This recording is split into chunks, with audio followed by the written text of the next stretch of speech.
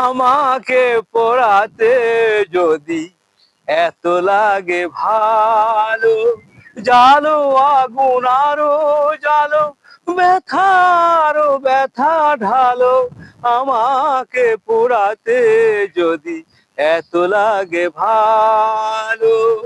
সম্মানিত সুধী, আমি মোহাম্মদ আব্বাস উদ্দিন। আমি আপনাদের মাঝে একটা নতুন কিছু দেখানোর জন্য এখানে উপস্থিত হয়েছি। আজ দেখেন মানুষ কত বিবেকহীন, সেই জিনিসটা আপনারা আজ সারা বাংলাদেশে পরিস্থিতির উপর নির্ভর করে আপনারা বুঝতে পারছেন।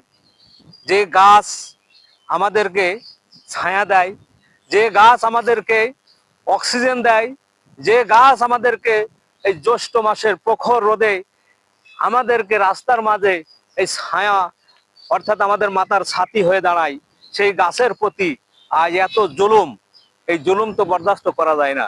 আজ দেখেন আমরা আমাদের কৃষকদের আমরা সম্মান করি। আমাদের ৮০% মানুষ কৃষক এদেশের।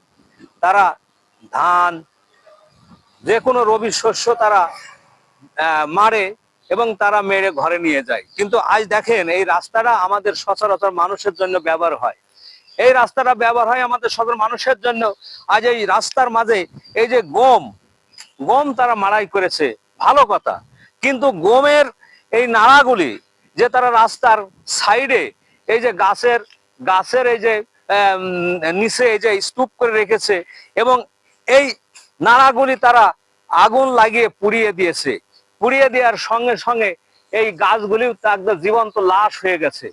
এই জীবন্ত লাশ, তাদেরকে একটু বিবেক হয়নি যে এই যে গমের নাড়াগুলা যদি পুড়িয়ে দিই তার সঙ্গে সঙ্গে গাছগুলাও এইভাবে জীবন্ত লাশ হয়ে যাবে?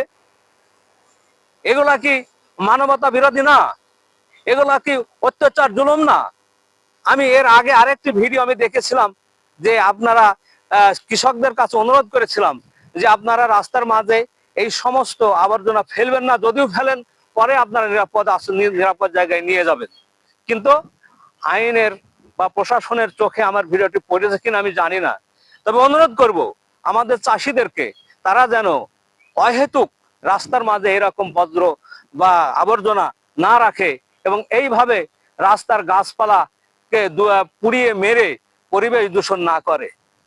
আমার এই ভিডিওটি করার একটাই উদ্দেশ্য যে আমাদের প্রাকৃতিক সৌন্দর্যটাকে আমরা রক্ষা করব এবং আমরা পরিবেশ দূষণ মুক্ত রাখবো।